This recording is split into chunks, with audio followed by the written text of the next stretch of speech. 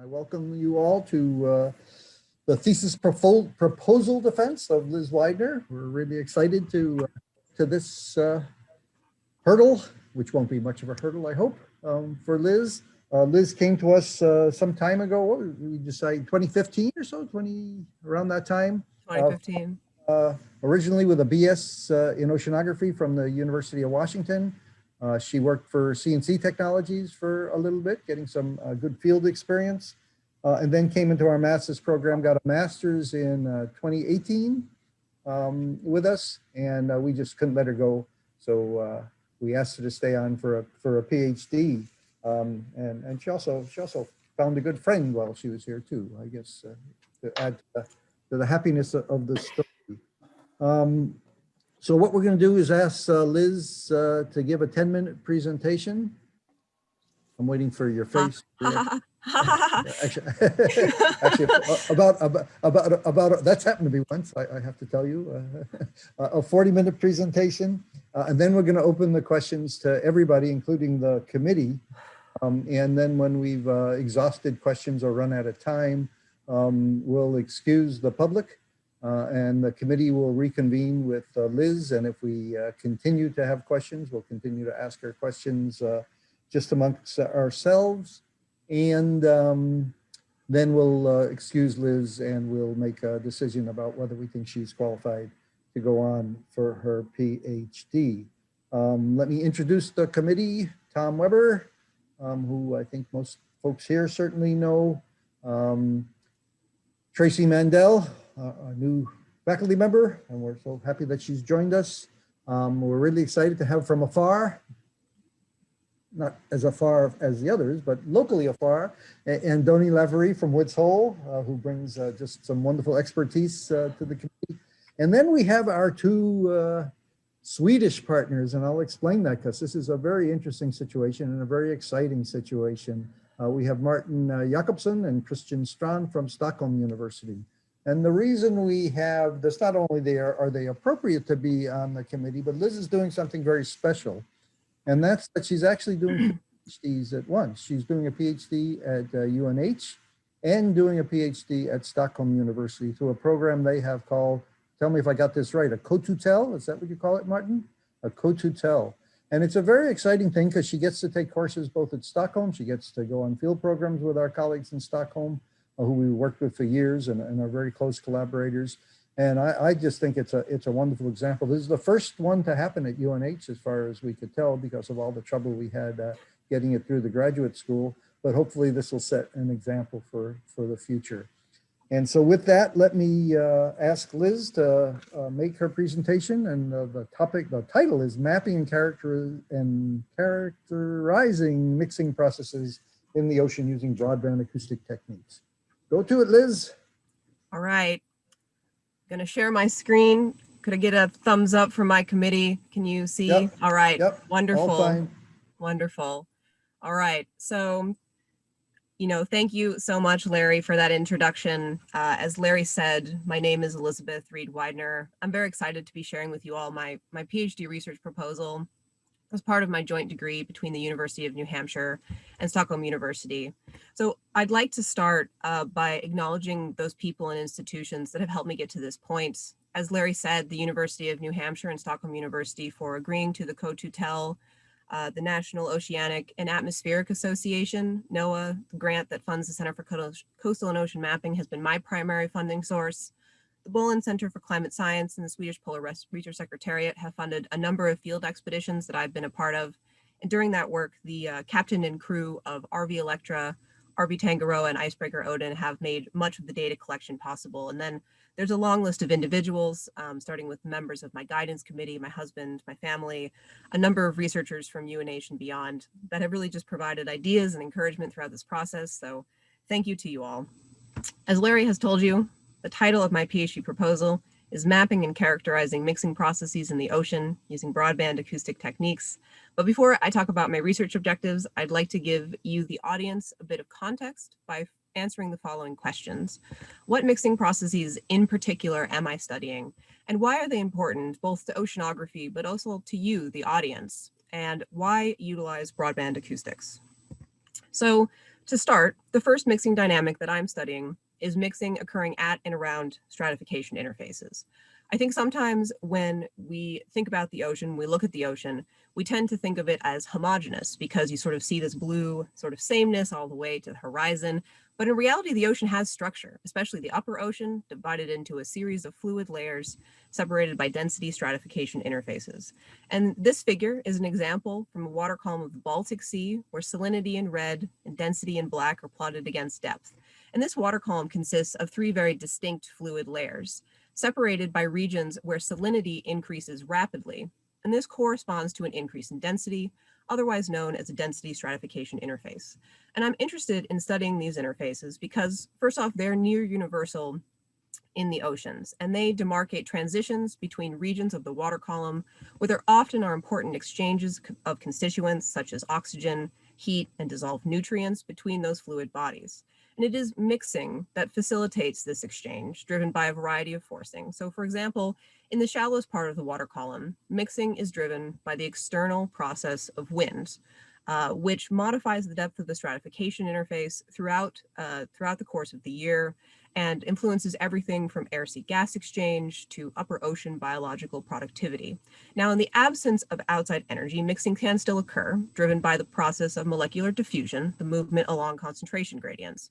And this mixing regime is particularly important to the Baltic. I'm now plotting the dissolved oxygen profile in green as a function of depth. And you'll note at this lowest stratification interface, the dissolved oxygen drops very rapidly, and the deepest part of the water column doesn't have any dissolved oxygen in it at all. This is a dead zone or an anoxic zone, responsible for the loss of fisheries stock and the extinction of benthic faunal species. And the extent, the depth of this dead zone is modulated in part by the diffusive mixing regime acting upon this lowest stratification interface. Now, switching gears just slightly, I'm also studying mixing that's happening between external fluid emissions and ocean water. So for example, at mid-ocean ridges, there are hydrothermal emissions like this black smoker. These are superheated, buoyant, heavily sediment-laden fluids rising from their emission point hundreds to thousands, not hundreds of thousands, of meters into the ocean, where they mix with ambient seawater, transporting a number of dissolved chemicals and heat, very important components of ocean energy cycles, and they also support very unique biological communities. Now, at the same time, in a significantly different environment at high latitudes, buoyant freshwater emissions enter the ocean from both sea ice and glaciers. Example would be this marine terminating glacier system, where surface ice melt enters the ocean, as well as meltwater from the base of the glacier, rising up as a plume along its face where it melts ice and entrains ambient seawater. In both cases, these emissions represent mass loss from the ice sheet, which is very important in the context of global warming. They also transport sediment and trace elements to the ocean. In the glacial system, and in the black smoker, it is the mixing between these fluid emissions in the ocean that facilitates the transport and spread of constituents, influencing many facets of oceanography, including sediment deposition, nutrient cycling, energy cycling, and biological production. So mixing phenomenon, very important to oceanography, but it can be difficult to observe, characterize, and measure. And this is because, first off, light attenuates very quickly in the ocean. The majority of light lost within the first 100 meters of depth. The ocean also has massive spatial scales. The stratification interface, like the example from the Baltic Sea, can extend for hundreds of kilometers to thousands of kilometers in the open ocean, and buoyant fluid emissions can occur in dangerous and or remote locations. For example, when you're studying glacial systems, you need to watch out for ice falling off of that glacial face, and hydrothermal emissions often can occur more than 4 kilometers below the surface of the ocean. And in all cases, the imprints of mixing on fluid bodies can be quite ephemeral. Now, traditionally, we study these phenomenon via the deployment of vertical profiling equipment, such as the CTD sensor, or the use of remote or autonomous vehicles. Now, the deployment of these equipment can be expensive and complex, and data collection can be time consuming. And at the end of the day, these data provide us with a single point or profile view of a phenomenon that is three-dimensional with natural, spatial, and temporal variability. We can get around some of these challenges and address them utilizing acoustic systems, which provide us with non-intrusive, near synoptic observations of the water column, collecting continuous, high-resolution data over broad spatial scales. As you can see here, acoustics has been applied to a huge variety of topics in the study of the oceans, biology, gas bubbles and hazards, seafloor mapping, even the study of mixing, the study of turbulence. And acoustic systems have been used in the past to study both stratification interfaces and buoyant fluid emissions. We see here acoustic scattering from what we call thermohaline staircases, which are made up of many, many stratification interfaces. Here, the suspected freshwater emission from a glacial system, and hydrothermal emissions off the coast of Washington and offshore New Zealand. Now, for my PhD work, I'll be utilizing broadband acoustic systems. These offer a number of advantages over traditional narrowband systems, including higher range resolution and signal-to-noise ratios, and frequency modulated scattering information. And we can see the effect of these advantages in this comparison of echograms. Collected in the same environment, but the system was switched from broadband to narrowband mode. And we note that the scatterers in the water column in the broadband data are more distinct, their locations more precisely identifiable, where in the narrowband we sort of just see this mass of scatterers. And the primary difference is that narrowband systems utilize a single frequency, while broadband systems sweep through a series of frequencies to produce a frequency range or bandwidth, hence the name broadband. These kind of results that you see here can be achieved by applying a digital signal processing technique called pulse compression, also known as match filtering, which can significantly increase resolution and signal-to-noise ratios. In addition, broadband data contains frequency-dependent scattering information, and this can be used to identify a number of scattering phenomenon in the oceans, such as turbulent microstructure, this dotted line, a number of different types of zooplankton communities, and individual bubbles and fish. So, to summarize, I'm specifically studying mixing occurring at and around stratification interfaces and mixing occurring in buoyant fluid emissions. And this is because the mixing associated with these processes facilitates the transport of a number of constituents in the ocean environment, having far-reaching implications for oceanography, but also, perhaps more importantly, to your own lives, as mixing influences sea level rise, the increased occurrence of harmful algal blooms, the spread of nuclear wastewater, and much more. And acoustic systems are an excellent tool to study these types of processes because they provide remote, continuous, and near synoptic information, broadband systems in particular providing high range resolution, signal-to-noise ratios, and frequency modulated scattering information. So, in defining the specific goals of my PhD research, the first is to apply broadband acoustic methods to the identification and mapping of mixing dynamics in the ocean, predicated upon those advantages of broadband systems that have really opened up a new world of water column observation. For example, in the Arctic, broadband acoustics has made it possible to discriminate the fine scale structure of thermohaline staircases and then track them for upwards of 100 kilometers. The second goal, to categorize and better understand ocean mixing regimes through the study of broadband acoustic backscattering spectra, leveraging that frequency modulated scattering that is inherent to broadband data. For example, buoyant fluid emissions have been studied with single frequency systems by assuming a particular type of mixing regime. But with the additional facet of frequency range, mixing regimes can be characterized acoustically, remotely, without making assumptions about the nature of the flow. And finally, to work towards the remote quantification of relevant mixing parameters through broadband acoustic inversion. So once you have precisely mapped out your mixing dynamic and you have characterized its regime, you can actually take your acoustic data and invert it, remotely estimating a number of flow parameters. So to address these research goals, my PhD research will comprise of 4 objectives. Each will be an individually published paper. The first 2 are focused on mixing dynamics at and along stratification interfaces. The third and fourth, mixing and buoyant fluid emissions. So the setting for objective 1 and 2 is the Baltic Sea, specifically this boxed region right here, which is the Western Gotland Basin, characterized by anoxic bottom waters connected to strong salinity-driven stratification. Now, the anoxic zone has had a major impact, both economic and otherwise, on the Baltic states, the issue only growing more intense because anoxia is exacerbated by global warming. So there's very strong motivation to understand the extent of anoxic waters, the mixing processes controlling the vertical distributions of oxygen, and how this system will change as the climate warms. Which brings us to the data. I worked with a number of researchers on RV Electra, Stockholm University's research vessel. She is equipped with 2 split beam transducers, an ES70 and 200, both run in broadband mode and calibrated during our survey operations.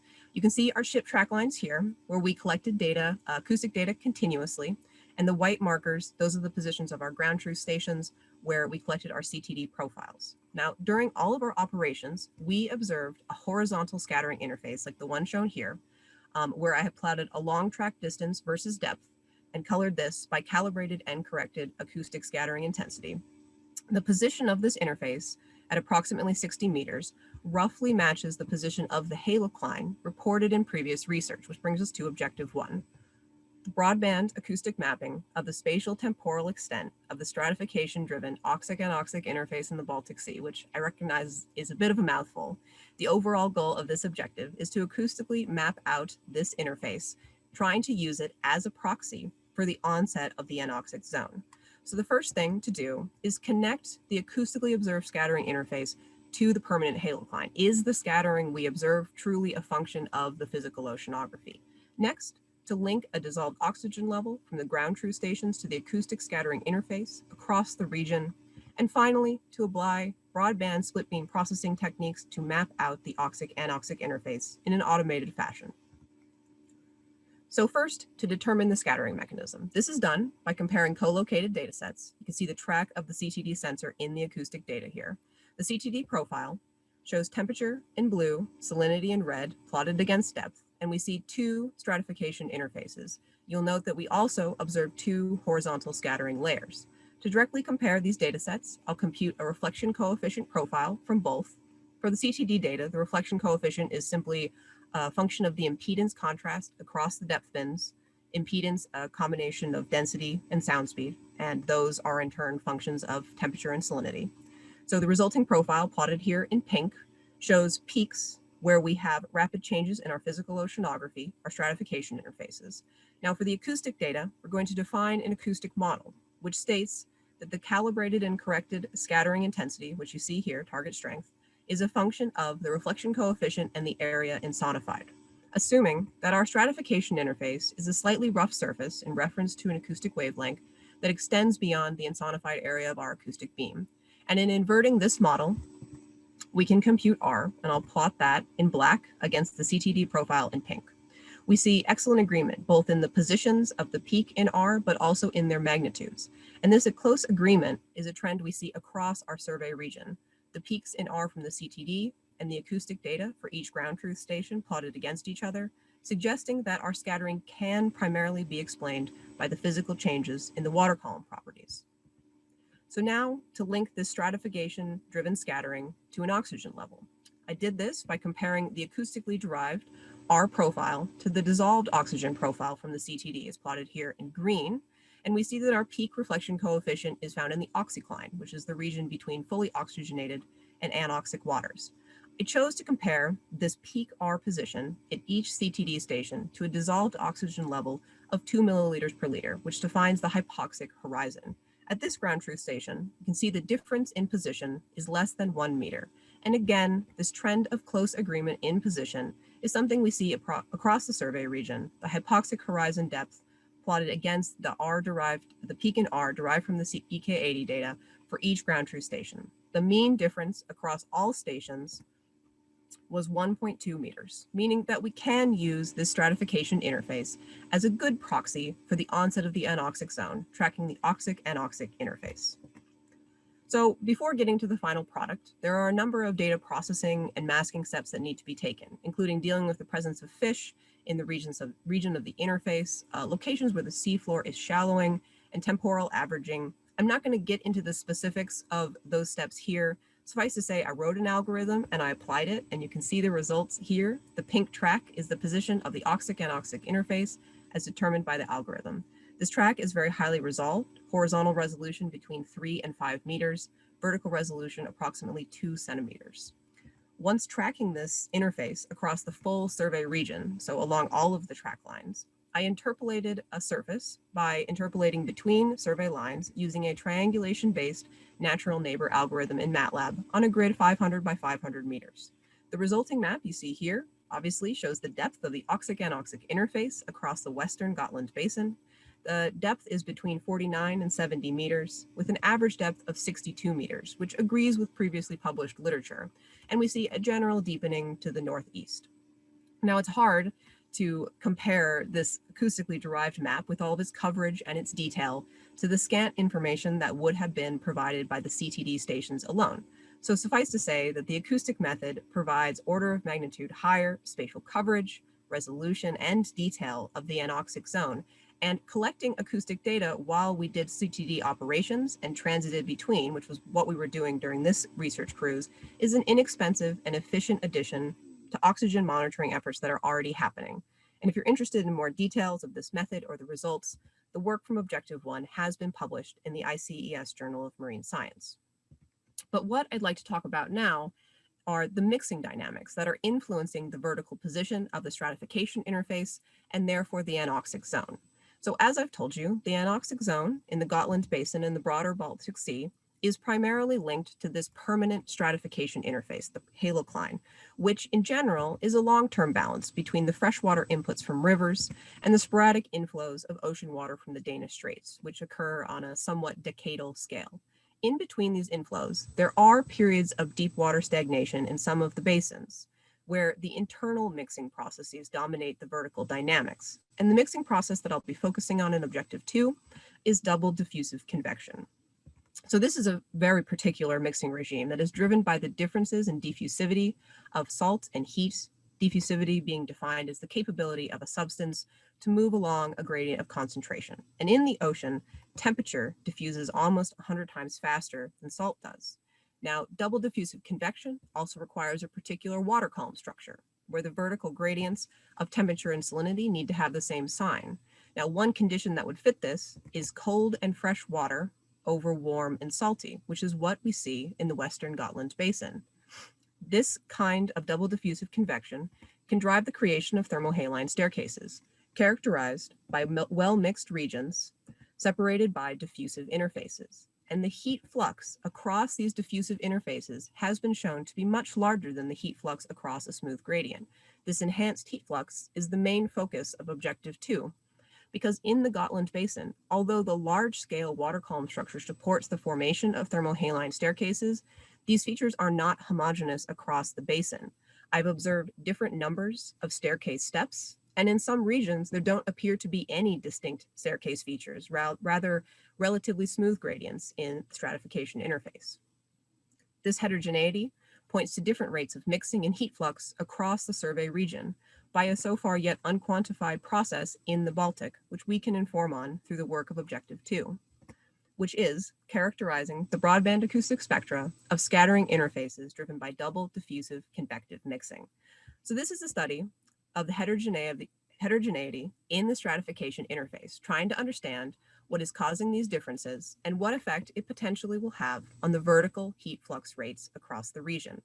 The first step would be to characterize the ground truth stations by their physical oceanographic structure, quantitatively defining the differences between these profiles and exploring the spatial variability of that structure.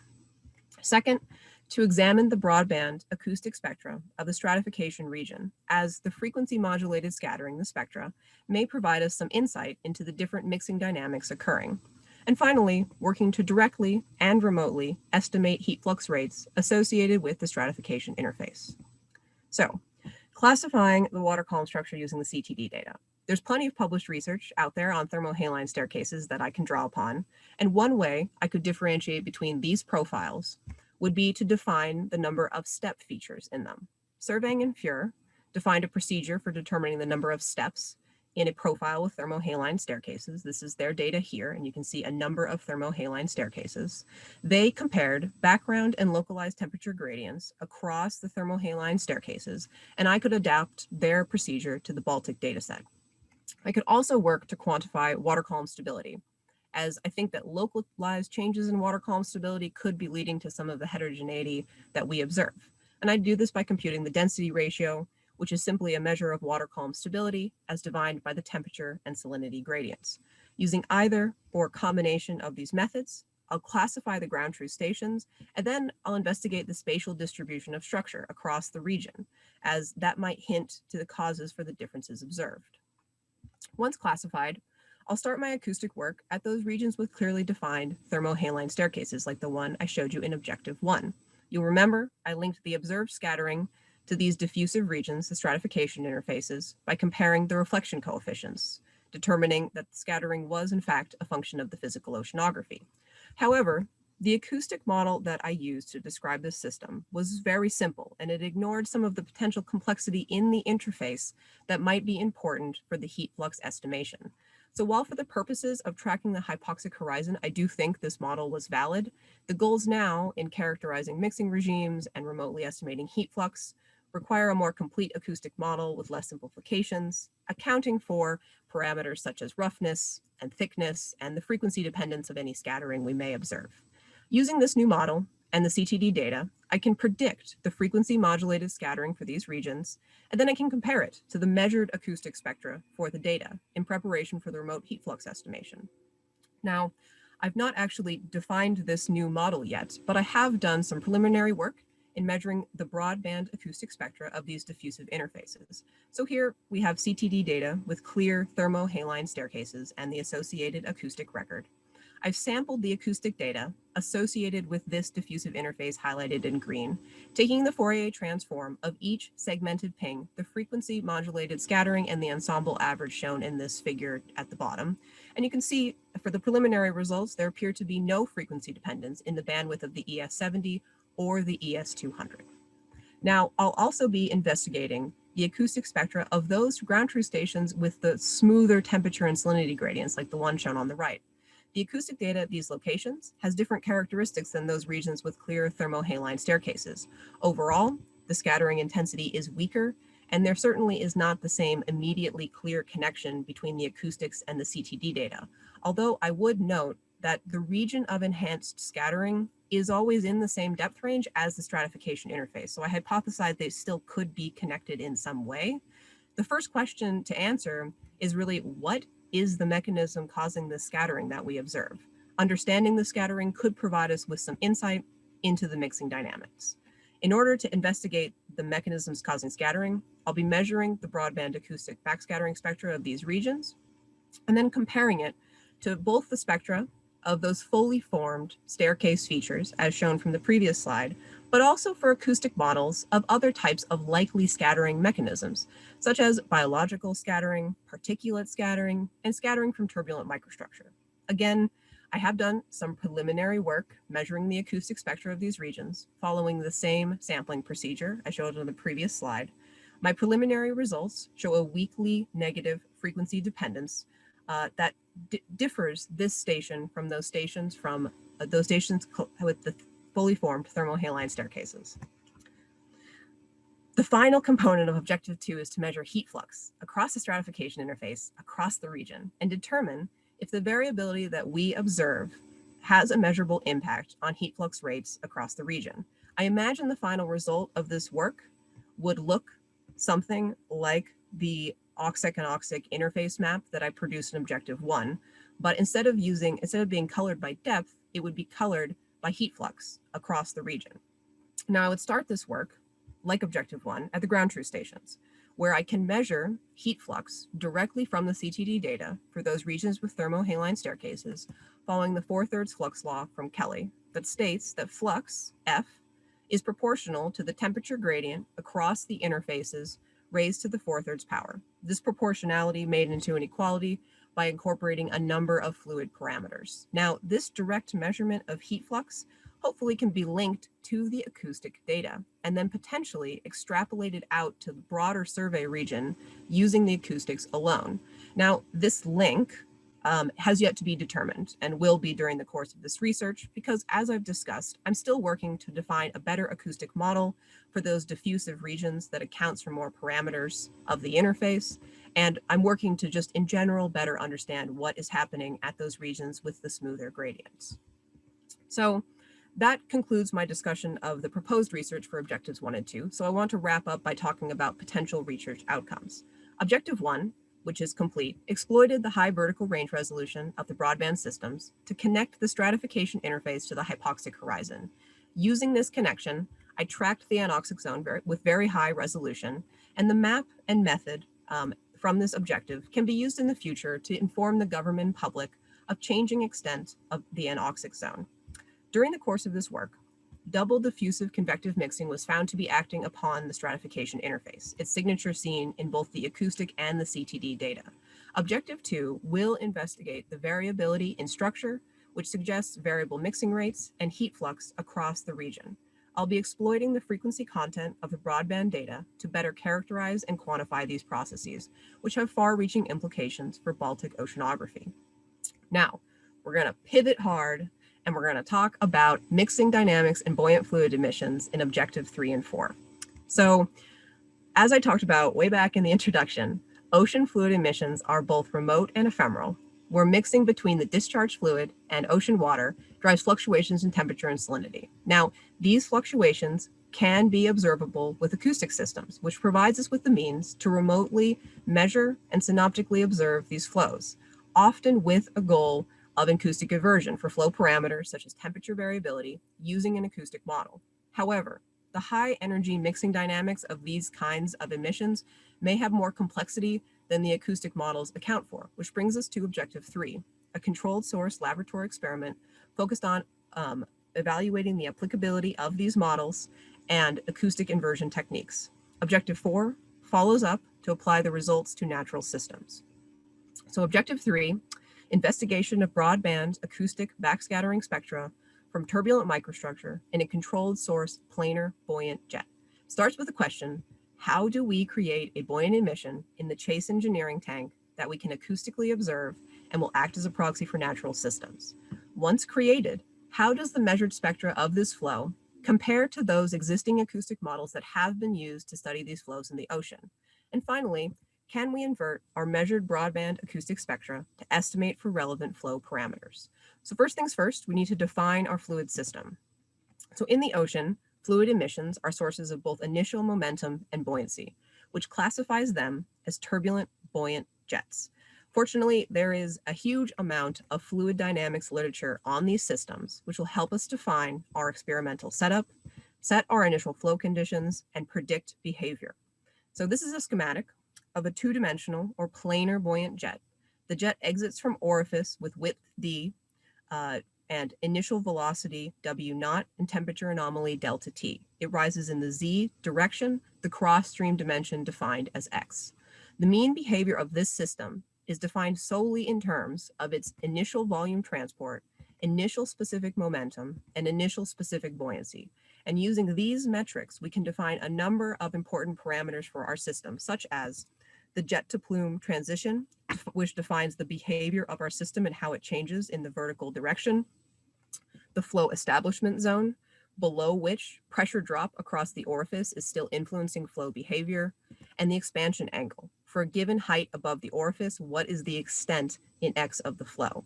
We want to create a fully turbulent flow to act as an allegory to our natural fluid emissions and to apply certain types of acoustic models. Turbulent behavior is defined by a high Reynolds number, which is a ratio of the inertial to viscous forces, and is given by this equation, a function of the initial conditions. Now, we'll create our planar turbulent buoyant jet in the Chase engineering tank pictured here. This is a 12 meter by 18 meter by 6 meter deep freshwater tank. Our controlled source flow will be turbulent with a Reynolds number over 1,000 based on the published literature. It will be driven by initial momentum and buoyancy through the injection of heated tank water through a planar orifice. So the generalized plan is illustrated here. Boxes 1 and 2 show our general coordinate planes. Z is our upwards dimension, Y the long dimension of our flow and orifice, X the short. We will take tank water and either transfer it to a separate insulated box or pump it through a tankless water heater to heat it to a specific temperature above the ambient. It'll then be pumped back to the bottom of the tank and injected through the planar orifice vertically into the ambient tank water to create the flow. Now, the orifice will be part of a larger rigid deployment package to be placed on the tank floor, which includes all of our data collection equipment, the rigid frame ensuring a fixed geometry and co-location of the data sets. There will be 4 broadband split beam echo sounding systems spanning a frequency range of 45 to 450 kilohertz that will be calibrated before the experimental runs. There'll also be 2 sets of auxiliary data collected to characterize the flow and support the acoustic inversion efforts. Glass bead fast thermistors are being built by Derek Goulet and will collect a high resolution temperature time series. There'll be an array of 3 to 5 thermistors mounted at the same height as the acoustic system centerline, and one placed at the base of the platform to monitor exit conditions. At the same height as the thermistor array will be an array of vectorinos to collect a velocity time series. The auxiliary data sets will be collected on separate experimental runs to avoid contamination of the acoustic data, and the geometry of the acoustic systems with respect to the flow will provide a high-resolution time series slice through the plume in the cross-stream direction, from which I'll be measuring the broadband acoustic spectra in different regions of the flow. So, the acoustic model that I will utilize, scattering from turbulent microstructure, which has been used in the past, is based upon the fundamental nature of energy in turbulent flows. As you can see here, a flow transitioning from laminar to turbulent flows appear chaotic, with eddies forming, merging, and dissipating. Turbulent flows are defined by the three-dimensional nature of their mixing, high Reynolds numbers, and are strongly dissipative and diffusive in comparison to other flows. Although they are chaotic, their energy follows a predictable regime, with turbulent kinetic energy being produced at the largest scales of the flow in the largest structures. Energy then transported to smaller and smaller scales, referred to as the turbulent cascade of energy, and at the smallest scales of the flow, energy is dissipated by viscous forces. This means that the turbulent energy spectrum, plotted here as wave number versus a log of energy, is predictable, directly influencing the spatial distribution of density and sound speed fluctuations. And this is the basis for the acoustic scattering model for turbulent microstructure, which describes scattering from those fluctuations of density and sound speed within a volume mixed by turbulence. The formulation that you see here has been specifically derived as a function of the one-dimensional fluctuations of temperature and salinity, which are parameters we more often measure in oceanography. The model states that the volume backscattering coefficient, SV, is a function of the acoustic and Bragg wave numbers multiplied by a combination of the temperature and salinity spectra and temperature salinity co-spectra evaluated at the Bragg wave number. You can see the output of the model here, dark line, as a function of frequency, is divided into the different ranges of the turbulent energy spectrum, each range having a different frequency dependence. And this is because the temperature and salinity spectra and the temperature salinity co-spectra have different formulations for each spatial regime. I show here the models for the inertial and viscous convective ranges, which are the ones that we expect to observe in our experiment. Now, this model has been used to explain scattering from buoyant fluid emissions, but it is predicated upon the assumption that turbulence is both isotropic and homogeneous, an assumption which may break down in regions of orifice influences at the edges of the flow where viscous and diffusive forces are dampening mixing and temperature fluctuations, and at the largest scales of observation where there could be coherent structures. Evaluating this model using the thermistor and vectorino data and comparing it against the measured acoustic spectra of our flow, we can study the application of this model and its limits, working towards the ultimate goal of acoustic inversion. So acoustic inversion, which I have spoken of a bit, is the process in which we take our observed scattering, in this case SV, and we use it to back out or invert for specific parameters in our models. Now, the parameters we're interested in remotely estimating are the dissipation rate of turbulent kinetic energy and the dissipation rate of temperature variance, both important components of heat and energy budgets in buoyant flows.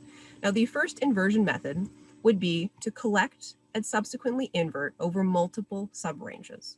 This would provide us with two equations that define the relationship between the scattering and our parameters, and only two unknowns. We would use acoustic data and some basic oceanographic data, and we can invert for both of our parameters using that data alone. The second method would be to estimate either of the two parameters by other means. For example, Zhu et al. Estimated epsilon as a function of depth using ADCP data of plume centerline velocity from a black smoker, inverting their acoustic model for chi of t. In our experiment, we could utilize the auxiliary data sets, the thermistors and the vectorinos, to this end. The final method would be to define another equation linking epsilon and chi of t without introducing any additional unknowns. And this was done by Lavery et al. In 2003 in a salt stratified estuary, where they defined the flux Richardson's number for their turbulent system, connecting their two parameters and allowing for inversion. And through the course of this experiment, I'll be testing each of these methods to determine its viability in the hope of applying it to a natural system, which brings us to my final objective. Objective 4, the quantification of scattering mechanism in a geophysical buoyant emission through the collection and inversion of broadband backscatter measurements. So with the completion of Objective 3, the natural next step would be to apply those methods to a buoyant fluid emission in the ocean. Of course, this progression requires that Objective 3 is complete, so it's hard for me to say right now exactly what the application will entail, but I can tell you about the data sets we've already collected, other potential scattering mechanisms in these flows that we need to account for, and what we might hope to learn through acoustic inversion. So the first data set was collected as part of the Qua voyage in 2018 and is from the Calypso hydrothermal vent field in the Bay of Plenty, New Zealand. And I'm going to play this movie, which I hope works for you. This is a region of well-known hydrothermal venting where there is discharge of 200-degree fluid and gas bubbles made mainly of carbon dioxide. Emissions are controlled by the local morphology, which you can see here, a series of normal faults trending to the northeast. Previous research has determined the properties of both the vent sites and the fluid and gas.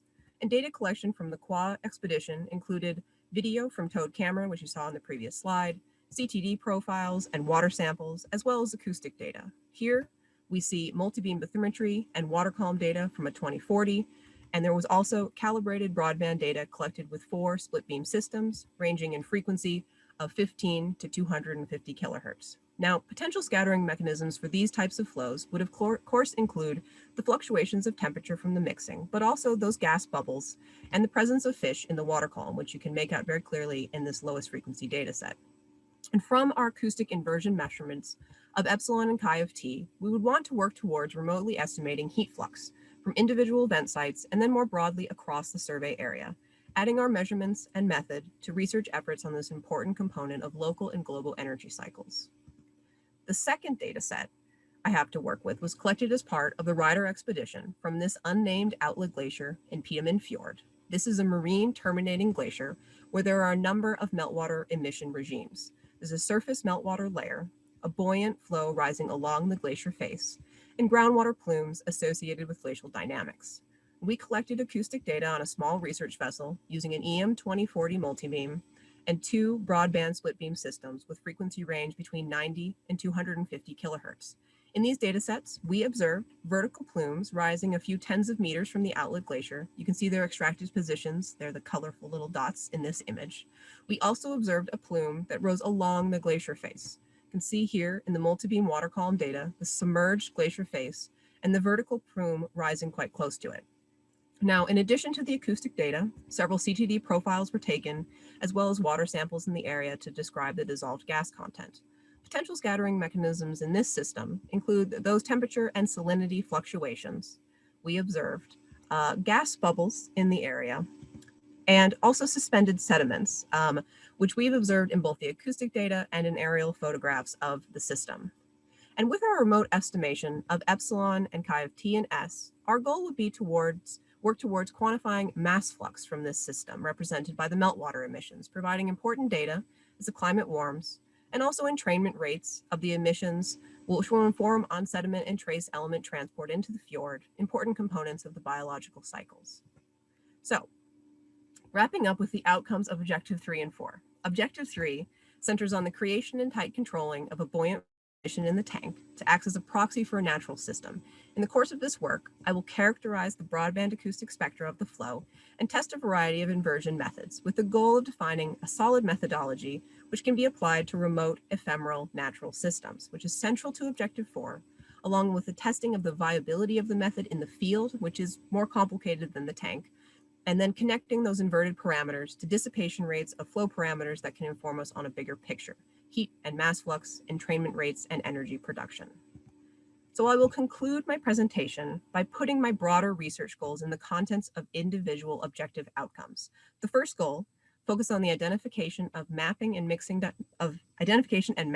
mixing dynamics using broadband acoustics, has been at least partially answered by the mapping of the oxic-anoxic interface in the Baltic in Objective 1, but will also be assessed in the work of Objective 3 and 4 in the broadband identification of buoyant emissions. By better characterizing these emissions in the tank, we can be more certain of our identification of them in the field. The second goal, to categorize and better understand ocean mixing regimes through the study of broadband acoustic backscattering spectra, will be considered in Objective 2 through the study of double diffusive convective mixing in the Baltic with the goal of understanding the differences in this mixing regime. And in Objective 3, in the study of turbulent mixing and buoyant emissions, trying to understand how the complexities of turbulence affect what we can acoustically measure and model. And finally, the third goal, working towards the remote quantification of mixing parameters through acoustic inversion, will be assessed in Objective 2 with the measurement of heat flux across the Gotland Basin, and in Objective 3 and 4, estimating dissipation rates of turbulent kinetic energy and temperature variance and buoyant emissions, working towards more informative metrics of flow. And with that, I will conclude my presentation and I will take questions. Well, thank you very much, Liz, and you beautifully stuck to your time, and we can give you a quiet, because it's very disrupting, round of applause, and I'm sure the participants too. We've had lots of questions come in, and they're coming both on the Q&A forum and the chat forum, so I'm going to bounce back and forth. I'm going to ask Tom to help make sure that I don't skip any. And what I'll try to do is I'll read the questions, and then I'll try to turn on the microphones of those people who've asked them. I'll see if that works, and so they can follow up if it's necessary. And so I'm going to combine the first two questions from Eliza and from Jonas, because they're related. So Eliza asks, what does the acoustic signal reflect off? Molecules, bubbles, sediment particles? And Jonas says, he partially is answering, at least in his region. He said the echoes from the staircases are probably an effect of a combination of density gradient and some biological objects, dead organic material, etc., at least in the Baltic Sea. Can you distinguish between those types of echo traces using the frequency response analysis? I think you can probably address those both, and I'll turn on those mics to see if they want to follow up.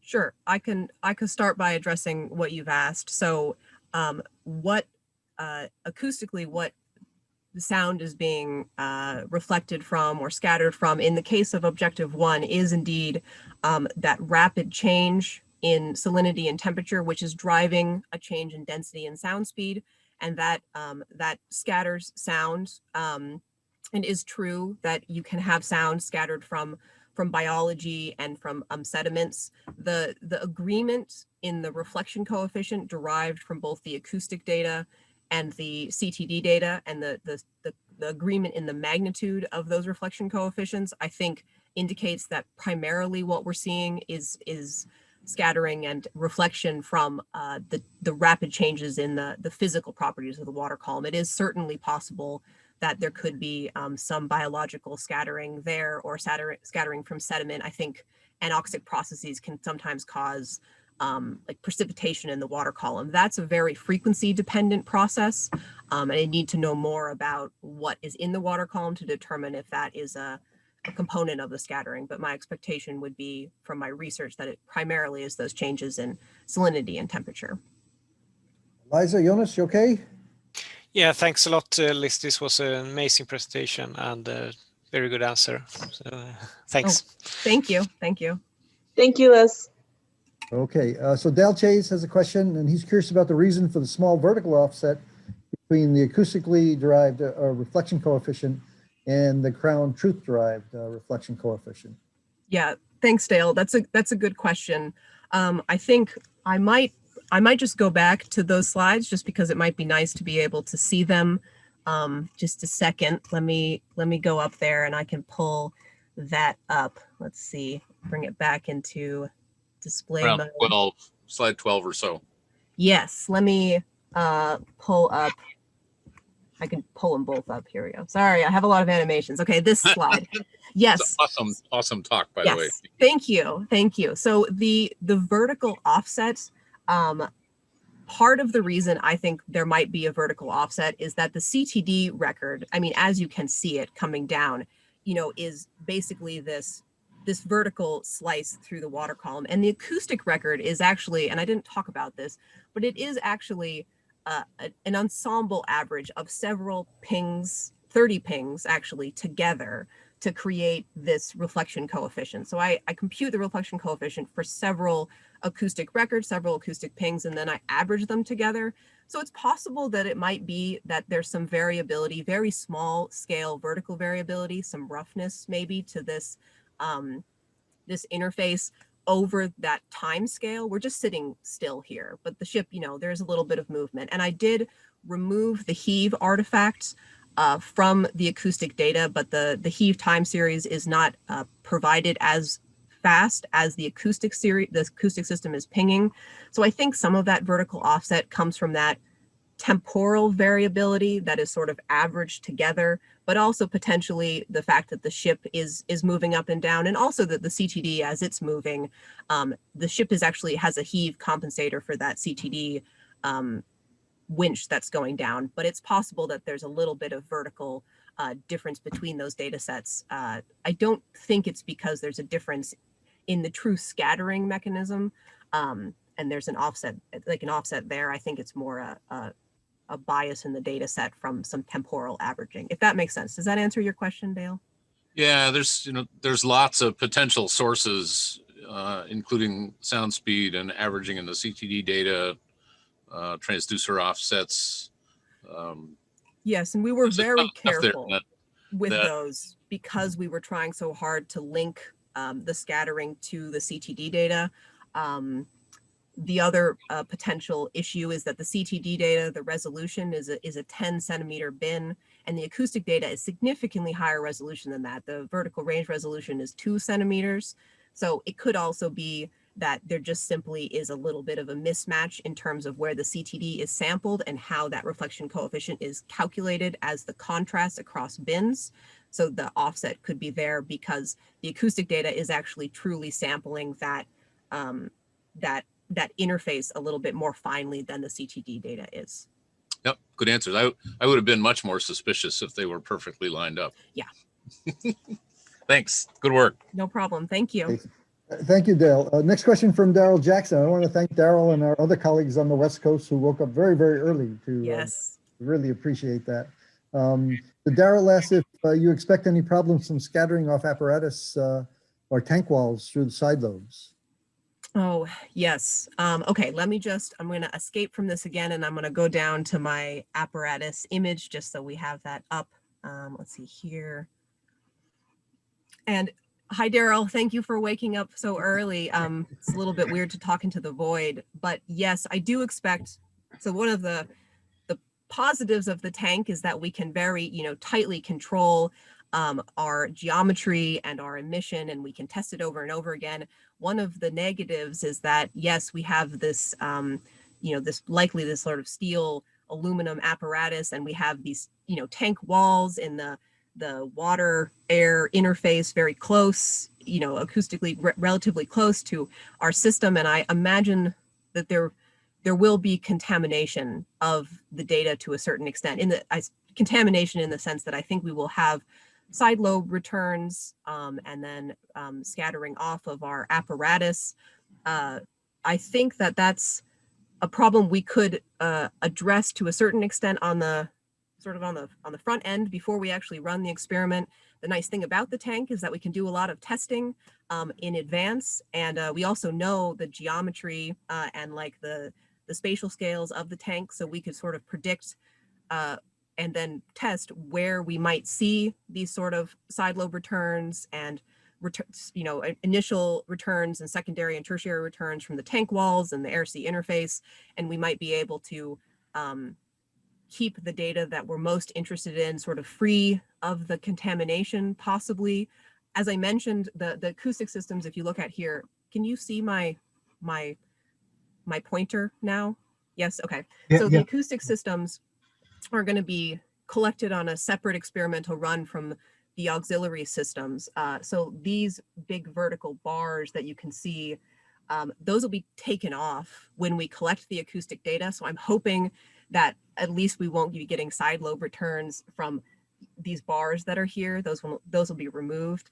And then I think in the post-processing, there probably should be some way to deal with some of the contamination. I'm going to go out on a limb here. I remember Andoni asking a question or answering a question or asking one at an ASA meeting back when we were meeting in person. I can't remember who she asked or who she talked to about it, but I remember suggesting that at least from the returns of the tank walls, those would be coherent returns, and the nature of the scattering of the plume would be quite incoherent because of the random nature and the fluctuations from the turbulent mixing. And so it might be possible to separate out those data from each other. And I'm not going to claim that I completely understand exactly how I would do that, but I imagine there also is some post-processing that could be done on the back end after the data has been collected. Does that answer your question? Yeah, very nicely. Thanks. Good answer. Good talk. Thank you, Daryl. Thank you for waking up. I'll chime in and say that I think Dijon too has done some very nice work about trying to remove specifically the tank wall input from our tank too. Who has done that? I'm going to write it down. Dijon Chu. Oh yeah. Liz, can I just follow up a little bit on that, Liz? I see that you have your dimensions of your mount are 4 meters by 1.5 meters. And what are the dimensions of the tank again? Like where are the tank walls in this picture, or are they not there? So the tank walls are not in the picture. No, the tank is, so if we're looking down at the tank, so the plan view of the tank is 12 by 14 meters. So 12 by 18, but okay. 12 by 18. Sorry. Thank you, Tom. Asking questions he knows the answer to. So the tank is not in the image. It's 12 by 18 meters, 6 meters deep. So this apparatus will be dropped in the, well, I haven't decided where in the tank. Really, it'll be dropped in the deepest part of the tank, I suppose. And I think in putting it down and doing some testing, I might be able to have a better sense of the best placement of the apparatus with the acoustic systems. I imagine the challenge being that the acoustic systems are on either side. So if we put it on one end of the tank, some of the acoustic systems will be a lot closer to one of the walls than the other will be. So I think that's something to be determined in the course of the research. I have not thought very closely about where I might place the apparatus yet.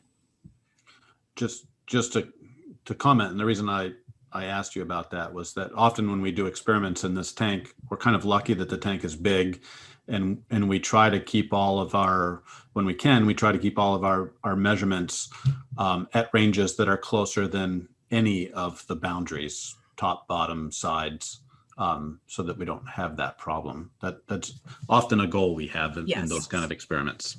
And I think that should be possible in this case, even with at least because the distance from the transducer to the center line of the plume should be around 2 meters for each of the two systems. So I think we could place the apparatus 2 meters away from at least all of the walls.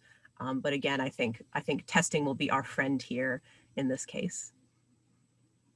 And so let me follow up with another question from Pierre, which is about the tank. Would there be a benefit of installing a transducer facing downwards from the tank surface to the orifice?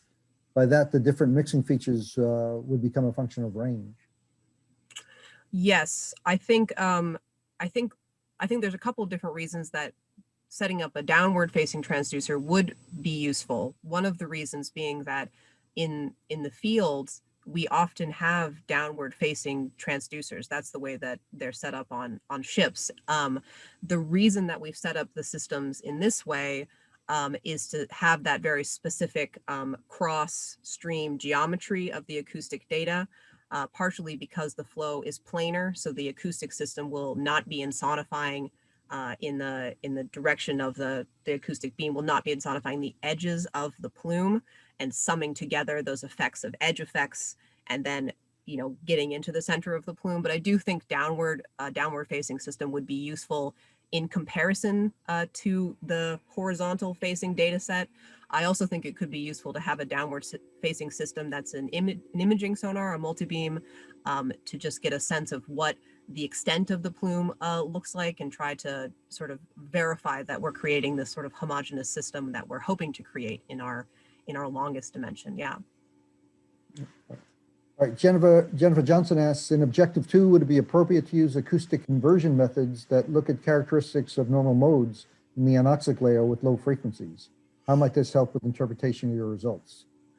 Well, thank you, Jen. I appreciate the question. I think So first off, the data set has already been collected. And while it's possible for us to go out and collect a secondary data set, the lowest frequency that we have to work with is between 45 and 50 kilohertz, which is a function of the ES70. So I'm not sure if we would be able to image exactly what you're talking about. Although I think it might be possible for us to go back out in the future with a lower frequency system in the future. Okay. Larry, this is Antonia Lavery. May I ask a question? Do we get an opportunity to ask questions not in plenary? Yes. Okay, thank you. It's both. I think what I'd like to do is let the participants, the audience, basically ask questions for a while. You can chime in anytime you'd like, and then we will also have an opportunity out of plenary to ask questions too. But I kind of appreciate as many questions asked in the public session as possible, so everybody can hear the question and the answers too. So feel free to chime in anytime. You have the mic on all the time. You have great power in that sense, so you can just jump right in. Let me turn to a question from Jack Dibb. Always intriguing questions. Liz has said that broadband acoustics can observe oceanographic parameters at or nearly at synoptic scales quite a few times throughout her presentation. He's curious what synoptic scales are in the ocean. In the atmosphere, synoptic processes occur at spatial and temporal scales that would be hard to capture in the view of sensors she's been showing, or even along the surveys shown in the Baltic. Yeah, thanks, Jack. That's a good point. I think the synoptic scale really would depend pretty strongly on the phenomenon that we're talking about. Certainly, I think with the stratification interface and the processes that are affecting that interface, as an example, I think an acoustic ping and the speed of sound in water at approximately 1,500 meters a second, a little bit less than that, likely is sort of viewing that process sort of synoptically.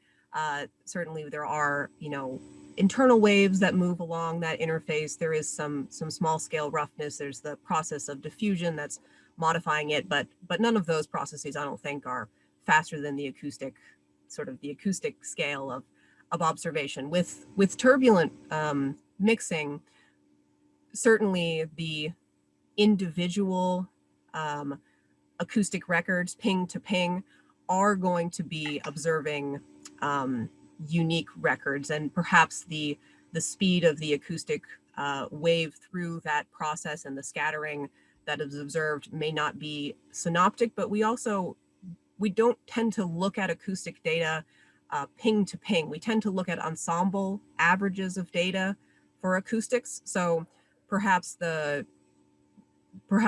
synoptic might not be exactly the right word for those processes, but I think in the sense of the way we observe that data, the frequency modulated response, we take ensemble averages of the spectra to classify these flows. And so at that point, I think you probably could make an argument about synoptic, at least a synoptic in a full observation of the system at multiple scales rather than just a profile or a point view, maybe would be a better way of putting it. If that answers your question, Jack, let me know. I do. I think it's really a semantic or a different, despite oceanography and atmospheric meteorology being very much fluid dynamic, very much sisters, I think it's just a different usage of the term.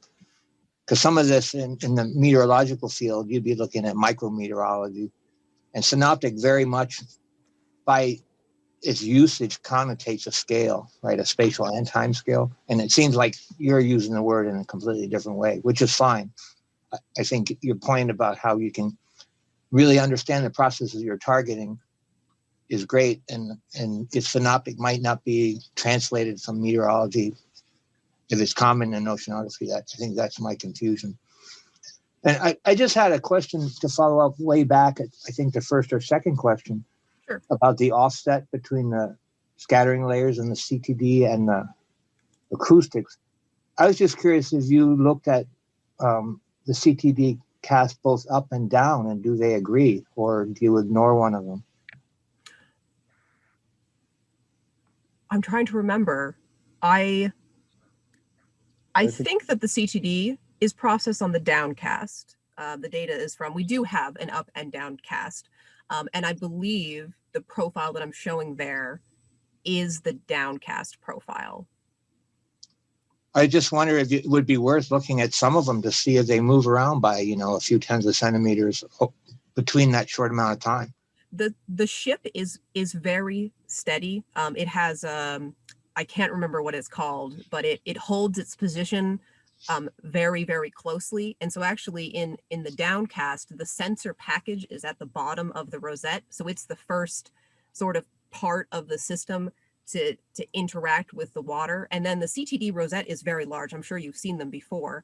So you sort of pass it through, and in the upcast, of course, you have the rosette now, above the sensor package.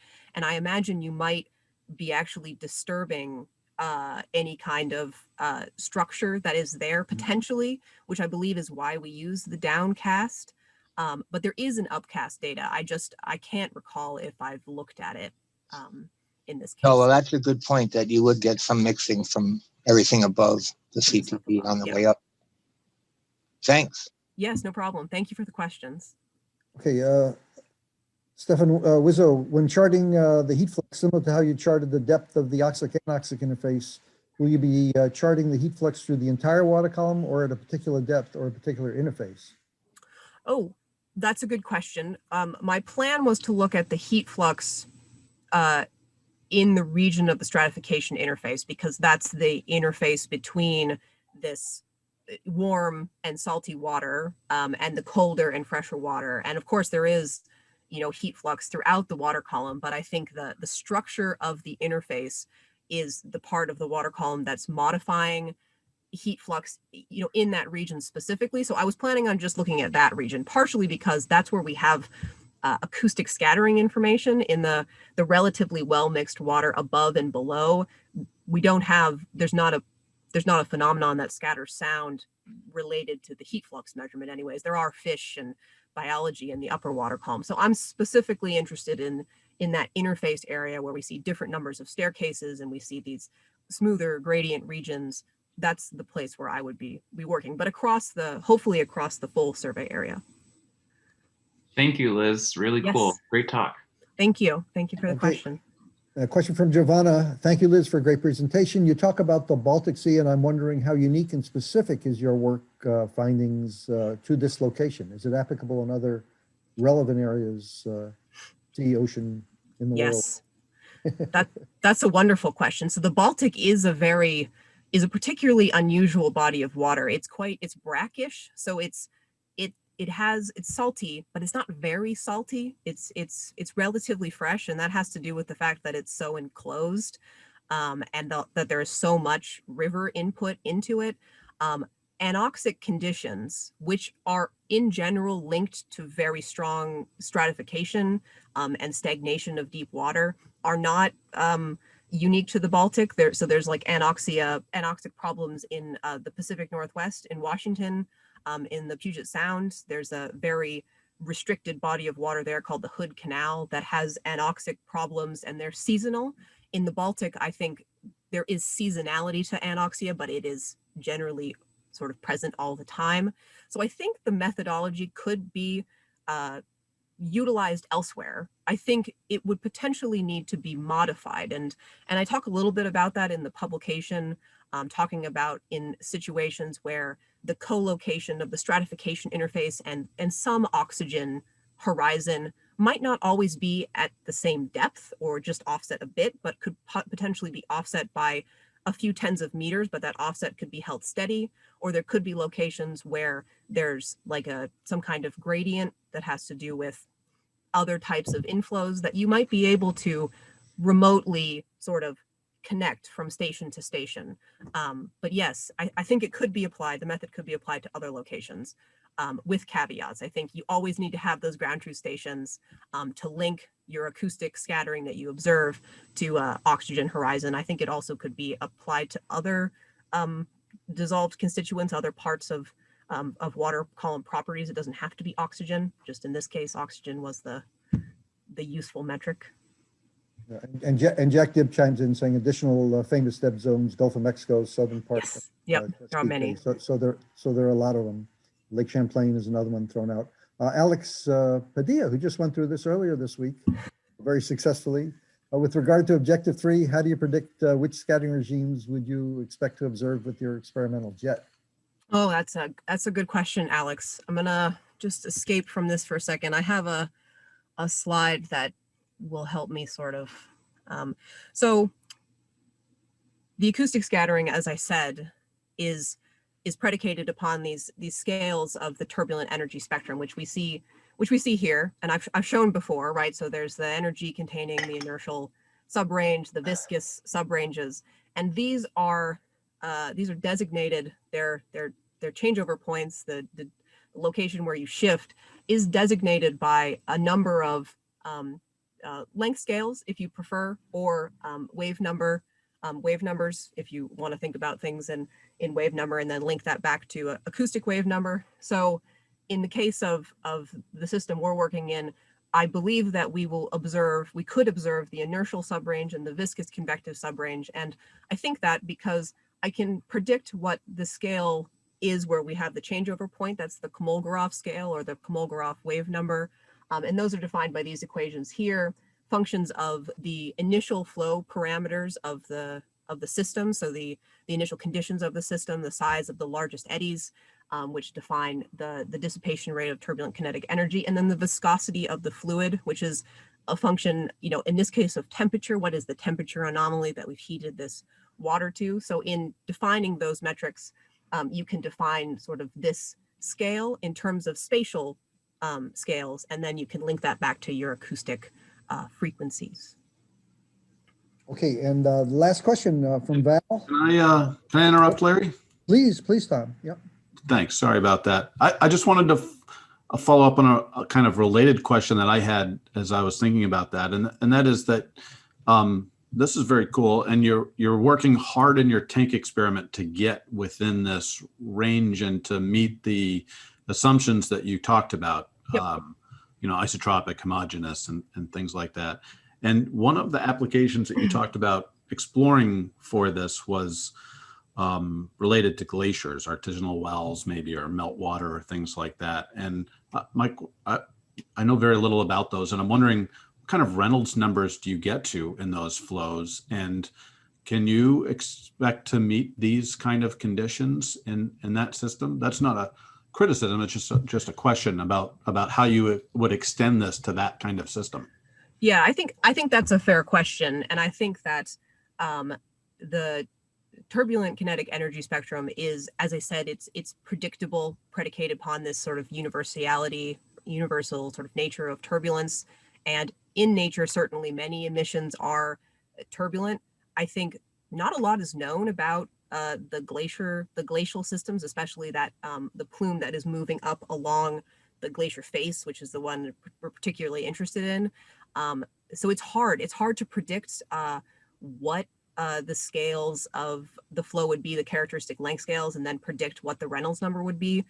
Part of the reason is because it's really hard to remotely, get in and look at those flows, stick in flow meters. So I don't know if it would be fully turbulent. I think this, the experiment in the tank is in a lot of ways sort of an end member test for, okay, if we have buoyant emissions and we want to study them, especially these cases like a glacial system that are very difficult to get to in the first place, right, to get the ship up there and then get the acoustic systems in place. If it was turbulent, which is a well-defined acoustic scattering model, if it's isotropic and homogeneous, what would we expect to see? And then I think you can kind of, what's the word? You can sort of like tamp down the lever a little bit and try to think about, okay, so what if it wasn't fully turbulent? Then you can kind of step it back to try to understand. But I think first we need to understand the sort of the case of turbulence and turbulent mixing, and then we could sort of approach a system that might not be fully turbulent. I don't know if those glacial systems are turbulent, just because I would have a hard time, I think, trying to characterize their initial conditions, the flow rates of meltwater out of the base of a glacier. As far as I know, there are no predictions of those values. So it makes it difficult to predict Reynolds numbers and then turbulence in that case. Yeah, and I guess what I wonder is, it seems like often just thinking about how hard you've been working to try to reach those conditions in the tank, that unless you're in a black smoker or something like that, that they're difficult to reach often, those assumptions. I don't know, it's not, I could be wrong about that. It just seems like it's often turbulent, but not maybe often matching the rather strict conditions that are part of this model. And perhaps, and I think that you've thought about this a bit, but perhaps in your tank experiment, I like doing in the end member because it kind of gives you sort of a grounding point or a fiduciary of some kind, and that makes sense. But you could examine how far astray you go with the model as you back off on matching the isotropy and the homogeneity. Yeah, I agree. I think in the derivation of the model from Andoni's paper in 2003, there are several points in the derivation where assumptions are made about either isotropy or homogeneity of basically those fluctuations within the volume that is being insonified. And I think the question becomes, how far are you willing to deviate from the true condition of isotropy and homogeneity, like in the flow? It's most of the way there. Like how much uncertainty are you willing to introduce into your model? And if you reach some threshold and you go, no, it's just not valid anymore, is there another path to take in terms of the acoustic derivation of that model? I imagine it would be difficult given that the scattering is a function of those spatial distributions of density and sound speed, which drive temperature and salinity fluctuations. And if you can't know those, then I'm not sure how you would estimate scattering. But I think there's several threads in there to be pulled with the experiment, because we're going to see a spectra, right? We're going to see a frequency dependence, even if it's not isotropic and homogeneous. So I think we can sort of walk down that path, a little bit, pulling the thread as we go. I would definitely agree with you there. Let me just say one thing there, and I think Christian can probably chime in more, because we have been looking a little bit at these plumes, and they're typically very turbulent and pretty high Reynolds numbers, actually, if you look at studies that has been done on them. So I think it's probably good news in this respect. Oh, well, that's excellent news. I would definitely, if you've got suggestions for sort of publications, papers. We can send some papers. Okay, yeah, that would be wonderful. Okay, let's have the last question from the public, and then we'll start moving around the committee. And this is Val's question, and it's the data you showed in Dale's question is interesting in that it shows something about the noise floor, and in turn, what the minimum variation in density these acoustic systems can detect. Do you have a sense if the variation in temperature salinity is large enough to be detected or small enough to be meaningful for tracking, measuring sound speed? Basically, what is the minimum variation that you can track? Oh, that's a good question, Val. I think that would be a function of a lot of things. In this case, it would be a function of whether or not the ship is sitting still, because there's quite a lot of ambient noise that comes from the ship running itself and then the movement through the water. But if it is sitting still, I think we could, I don't know if we could get at the minimum scattering potentially observed, but we certainly could have a look at the noise floor of the system in the Baltic, which I think is kind of a quiet sea where it's not a lot of shipping noise there where we were. But I think you could look at the noise floor for the data collected, and you might be able to get a sense of sort of the minimum temperature and salinity gradients that we observe just by looking at the different ground truth stations and looking at those different stratification interfaces that we see. When you have more staircase features, you tend to have weaker gradients, less temperature and salinity change over depth, and you certainly can make them out in the higher frequency system and in the ES70. There's different levels of intensity of scattering. I'm not sure what the minimum change would be in terms of ability to track. I think you could probably propagate the sonar equation to try to predict that for a given distance range, and you could sort of predict a target strength level given reflection coefficient, assuming that that describes the system entirely, I think you might be able to sort of propagate that out. I know in the Arctic, we saw minuscule changes. I mean, like a 1/10 of a degree in temperature, and I'm not sure what the salinity drop was. Christian might remember. I can't remember the exact. So it's very small that we can see, but I think it is a function of whether or not the ship is moving. If you're sitting still, what the frequency of the system is that you're using, because you're sort of dealing with that spherical spreading and acoustic absorption issue as well.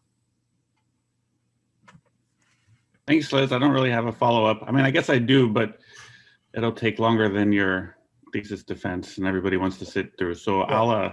I'll ask you offline. You know where to find me. You know where to find me. Appreciate that, Val. Okay, Andoni. Hey, Liz, how are you? I'm okay. Good. Actually, I have a process question first and a comment, and then a litany of questions. So my first question is, this is a thesis proposal defense. So at the end of this, does your committee approve your thesis plan? Is that what happens? I think so, yeah, yes. So let me chime in, yeah. And so the decision we make right now, when Liz is finished, when this process is finished, this immediate process, is whether we believe that Liz is qualified to go on for a PhD. What often happens, and this is what will happen in our in-camera session, is that we discuss the content as she has presented it and discuss whether we think it's appropriate, misguided, it needs more work, it needs less work. So that's something that the committee will discuss as a group, and we will come back to Liz. But the first and fundamental question that we're trying to answer is, do we think that Liz is qualified to go on for the PhD? If we think no, then we'll sadly inform her of that. If we agree yes, we will then have a discussion with her about the content and timescales and things like that for the PhD. Okay. Okay. Can I just chime in? I think that on the second part, the expectation, well, I guess the expectation is one of sort of setting expectations amongst Liz and the committee for the scope of the thesis. Is that fair to say, Larry? Yeah, I think that's it. That's exactly right.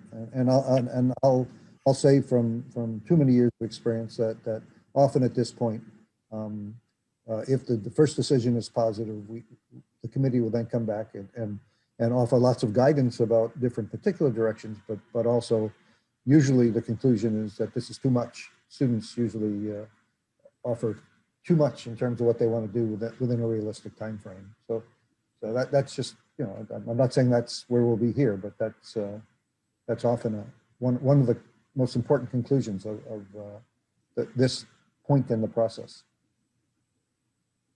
Does that help? Okay. Andy? That helps enormously. So my own opinion on this, Liz, is wonderful presentation. I think you're eminently qualified to go on to get a PhD. I think your scope is large, and that's something that we should talk about, probably not in plenary. I love the work that you're doing. It's at that great intersection between acoustics and oceanography, and, you know, close and dear to my heart. So that's fantastic. Okay, so I have a number of questions, and I'm just going to start at the beginning. And if I run out of my fair allotment of time, everybody can just tell me to shut up, and that's all good. Okay, so I want to start with the work that you've already published. And I wanted to ask you about, first, did you account for the depth-dependent changes in sound speed in order to calculate where your interface was? The calculation of the interface position in the CTD or the No, in the acoustic data. So did you just assume a uniform sound speed, or did you allow for changes in depth of the sound speed? I assumed a harmonic sound speed, which I calculated from the ground truth stations in those records where I'm comparing, and then between for the transit data, I basically connected a harmonic sound speed, and then at a midpoint, I had a jump in sound speed to a harmonic sound speed from the next closest CTD station. So it was always the closest in time. They're very close, the harmonic sound speeds. There's not a big discontinuity in that. Right. It was harmonic. The reason I say is because it looked to me like your CTD data and your the position, the depth of your interface acoustically and from your CTD data were off by less than, it looked like 20 centimeters, maybe 10 centimeters. I couldn't tell, but it was a small amount. And that could easily be accounted for by small changes in the sound speed and depth.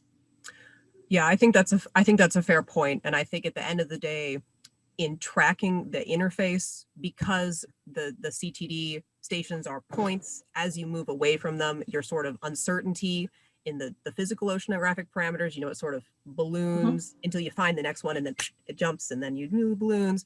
And so in comparing, I think it was important to compare. And I think the reviewers agreed that we did show a good agreement in terms of the position of the interface and the position of the CTD, the acoustic interface, and also the stratification interface. But I agree. I think trying to chase down that minute variability, though, wasn't the main sort of focus of exactly what we were doing. But I agree. I think it could be a sound speed sort of. So I guess the follow-up question is, and so who cares and but by that I mean, so it's 10 centimeters higher, 10 centimeters lower. From an oceanographic perspective, does that have any implications whatsoever? I think in the end, I think the position of the acoustic scattering interface, the peak R position which was the way that we were tracking the stratification interface. I think that on the scale of the difference between the hypoxic horizon, which was just an arbitrary choice on my part, saying, okay, hypoxia is something that a lot of people recognize, biologists recognize that it's the limit of what most fish can withstand. I think that connection between this identification of the peak R and the hypoxic horizon, that difference was, as I said, about 1.2 meters, and then plus minus about a quarter of a meter. And so the position of the R, which is how we did determine that map, certainly I think it would be best to have the most precise positioning of that R, but in the context of saying the oxygen horizon that we're trying to track is, that position plus or minus a meter, 0.2. I think I would sort of agree with the general feeling of that uncertainty is a lot smaller than the general uncertainty of the method. So I think that was the reason. That would be my answer. Is I think it's important, and I think it does affect the outcome, but does it affect it enough to really matter in the bigger picture? Probably not. Can I add on to that, Andoni? I'm sorry. Was it a static offset, or is it a random variation offset? And I can imagine caring maybe more about the latter if you were looking for other dynamics at the interface. Yes. So that 1.2 meters is the average. I could show that. Let me just show the image so it's more obvious. But that 1.2 meters was the average difference from all the CTD stations. And if you look at the figure, which I will put up right now, which I will put up as soon as I run through all of my animations, if you look at that, there is scatter about that line. So I don't think it's a static offset. I think there is variability in the comparison of those positions. And I think part of the reason that is first off that I chose an oxygen level. And I think the oxygen is partially a function of the stratification interface. I think the oxygen level is controlled in part by the very strong stratification of those water columns, but oxygen is also controlled by other processes, like there's biological processes that affect oxygen. And we know that there's variability in the structure of that stratification interface. There's these convective cells which are mixing those waters together, modifying the oxygen, but it's not acting the same over the full area. So I think that scatter about that sort of average of 1.2 meters is to be expected, because we're not like saying the oxygen is only a function of this interface, and that interface is the same, being affected in the same way across the whole region. We've shown in Objective 2 that isn't the case. And so I'm not surprised that there's scatter. And I think the variability, you'll find that if you look at, say, the stations that have the greatest variability in both the matching of the R peaks, but also the oxygen, often are those stations that have the smooth gradients, because it's much harder to predict, sort of to say this is the location of the stratification interface because it isn't a particularly hard step. It's more of this like smooth gradient. So those are the places where you have the most sort of disagreement from the mean sort of trend, if that makes sense. Yeah, I think to me, the question is a critical one because it really helps us focus in on what the fundamental process is. What do we, in terms of what we're seeing acoustically, related to what's in the water column, and so the more precise we can be about making that connection, the better off we are in understanding the processes. But I think, and Tom, this goes to the stuff you're thinking about now. I mean, the bottom line is that we're looking at even if they look like sharp steps, they're still fundamentally gradational processes. The processes at the microscale are changing with depth, and how we sample that at the end of the day becomes very, very critical, and how we average that and how we express that. So to me, it's a kind of a next level of problem that needs to be addressed, and it is a critical problem. But I think we're looking at it at one scale now, and then we need to come in to look at it at the next scale in order to get a better understanding of what the processes are. Can I say one thing here? I think there is an enormous problem with hypoxia in the Baltic, as probably everybody understood by your presentation. And this is a phenomenal way of extending the mapping of it. And it really can be useful.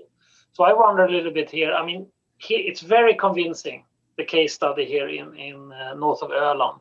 But as we get closer to the seafloor, and you have the anoxic zone very close to the seafloor, I'm getting sometimes thinking that we can be tricked by other phenomena, that you actually glide into another reflection there. And I wonder if you've been thinking about that, and what would the problem be if we really try to extend this broadly? Are there things that can completely trick us and we're actually not seeing what we think we see? Yeah, I think the extension needs to be careful. I would agree. I think this case study in Western Gotland shows that this is certainly a method that could be utilized, but I think it's important, and we talked about this in the paper, that it isn't always the case that the anoxic the anoxic zone is directly linked to the stratification interface near to sort of where the seafloor shallows, and otherwise in some basins in the Baltic, that isn't the case. You can see a stratification interface. You see stratification scattering from stratification interfaces, but that doesn't mean that the oxygen is necessarily connected to that interface. And so the ground truth stations are very important. Now, in cases where you're getting close to the seafloor, there are also cases, I didn't talk about the fish situation, but there are a lot of fish near to this interface. And that's an interesting story in itself, because they appear to be a lot different than the fish that are hanging out at shallower depths.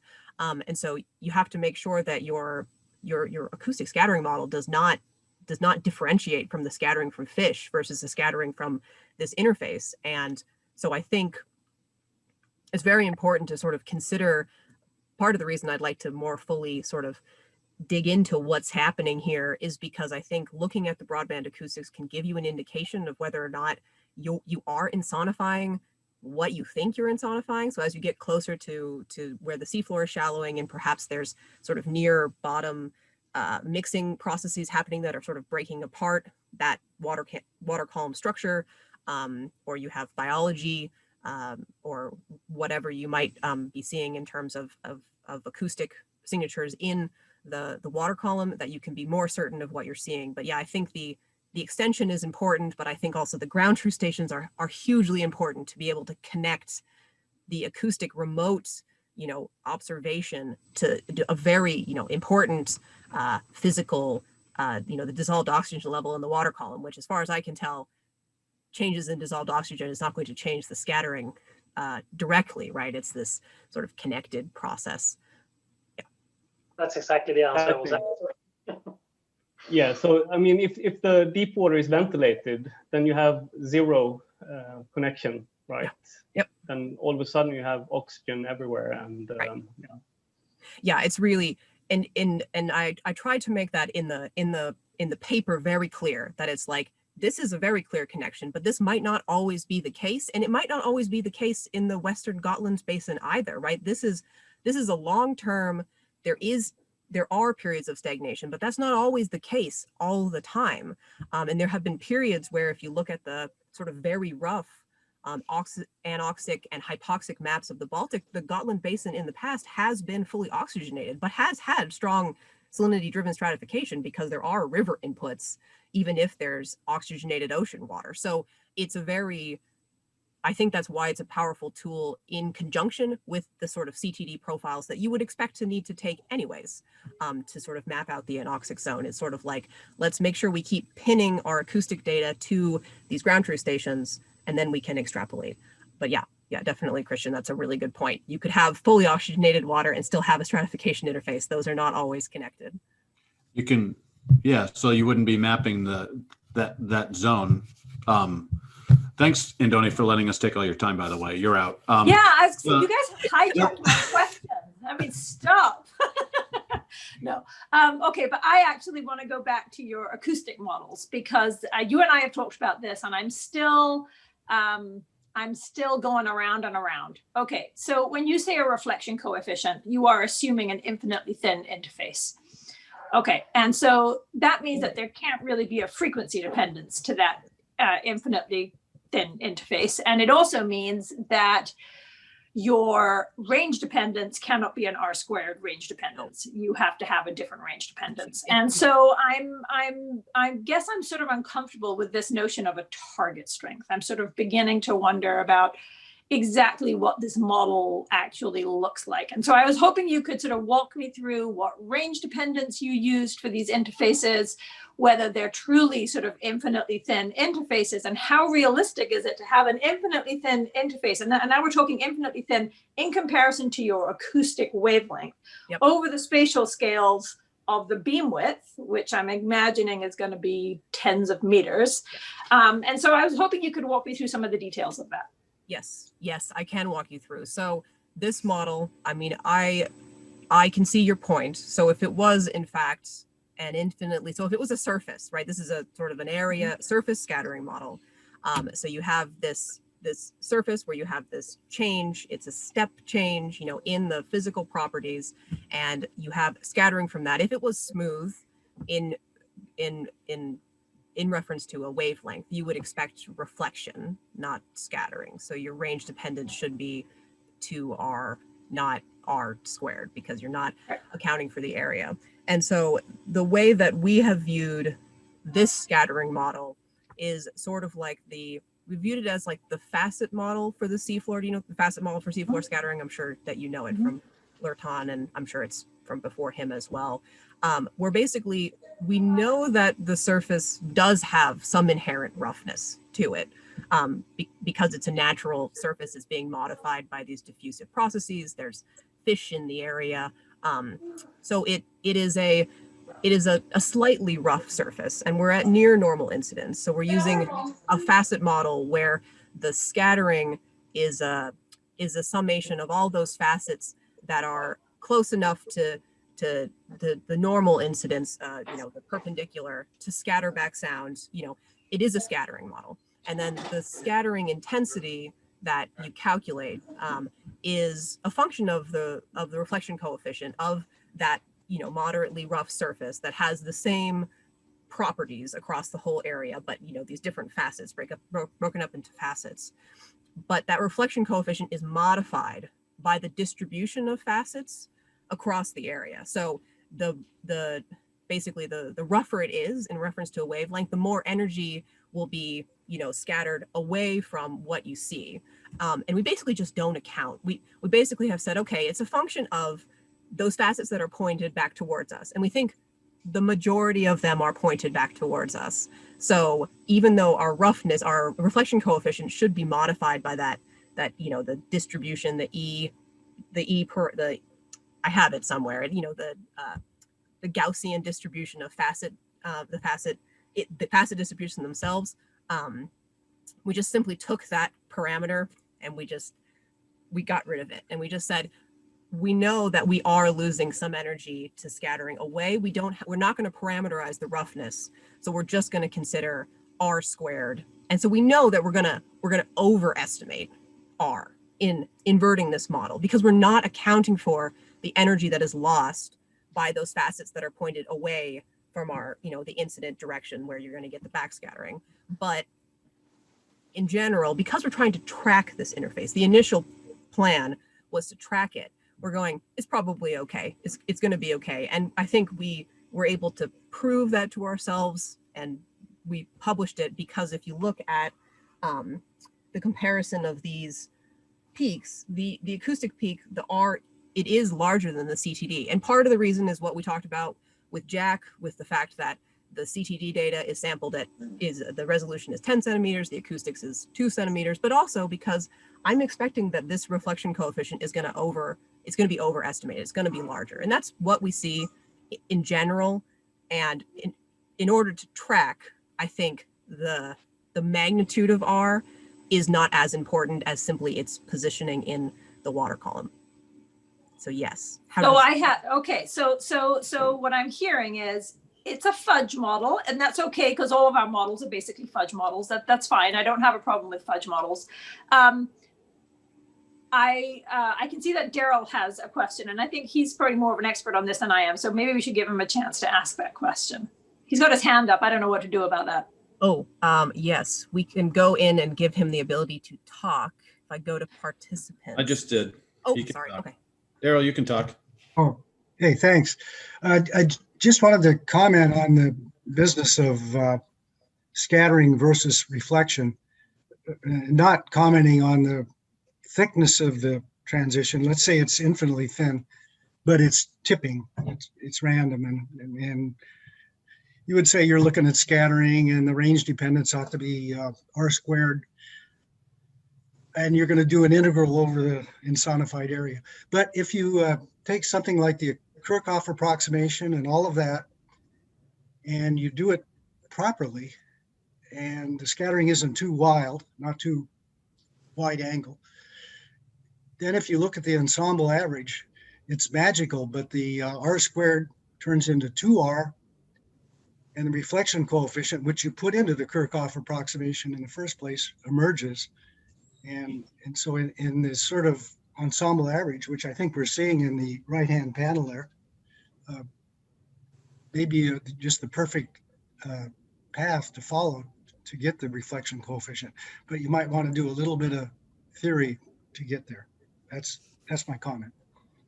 So I agree. I think part of the reason that that's important is because right now you do not have the ability to predict the frequency dependence. You don't know how to do that because you're using this kind of fudge model, right? Like if it was volume scattering, you could predict. If it were a perfect reflection, you could also predict. But you're stuck in this place where you're not able to predict the frequency dependence of the scattering from that layer because you need to do a little bit more work on your scattering model. And it might be worth doing that. It might not. It depends. That's a conversation for your thesis committee about what direction you want your thesis to go in, right? And so that's a conversation to be had. So my other just question about, not even a question, comment about that is that the way you're doing it right now is you're calculating a reflection for a coefficient from the acoustics and you're comparing that to the reflection coefficient that you get from your CTD. Now, ultimately, of course, you would like to be able to do inversions, right?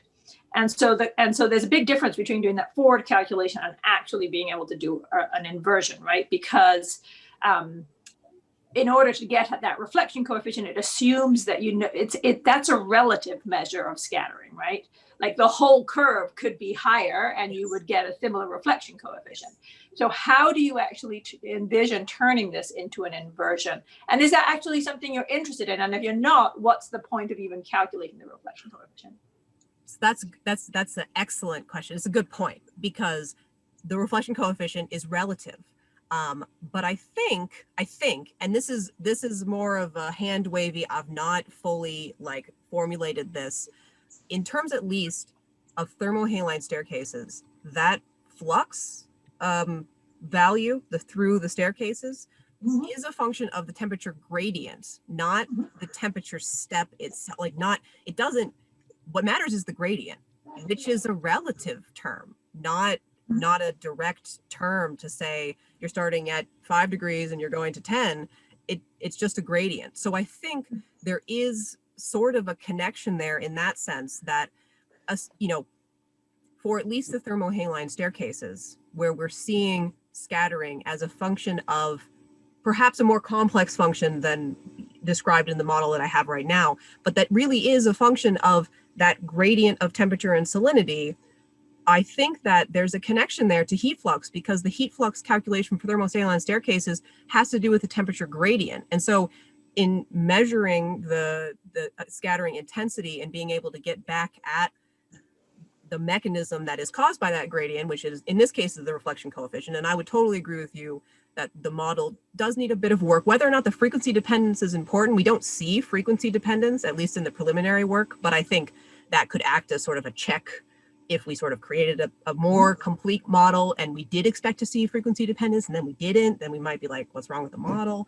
I think that the gradient is important because that's the parameter we need to estimate flux. And so I think the relative measure is fine. And I think that provides us with this ability to potentially measure heat flux remotely just with the acoustics by understanding what is happening, which is not straightforward. And I'm not there yet. I totally agree. So that's where I imagined it going. And if I can chime in and say that in the seismic world, the probably 40, 50 years of really, really useful work, always treating reflection coefficients in a relative sense rather than an absolute sense, because it tells so much about the structure of what's going on, which provided insight into the processes. Of course, there was a quantum leap in information when things became absolute in terms of truly identifying material types and things like that. But there was a tremendous amount of information derived strictly from treating them in a relative sense. Right, and so it really depends on your question. For example, in the lab, we've measured a very strong frequency dependence to scattering from double diffusive interfaces, right? And so, but then the model that you would use would be different to the model that you would use if it was just a more sort of a reflection coefficient type of thing. And so knowing the frequency dependence allows you to say something about the type of process, and that in turn allows you to say something about what parameters are important in terms of doing that inversion. Yeah, I agree, which is why the measurement of the interface itself, looking at its frequency dependence, and also trying to define the model and the parts of the model that matter, right? I mean, like you can have a very complex model, but you might not need the most complex model to try to get at what you're interested in measuring. Yeah, I definitely. Absolutely. And if I can just interrupt you for a moment, because we haven't heard a word from Tracy, and I just want to give Tracy a chance to say something. And let me just give you an idea of the schedule. What I want to do is keep this open till the top of the hour, and then we'll go to I sent you all a Zoom link.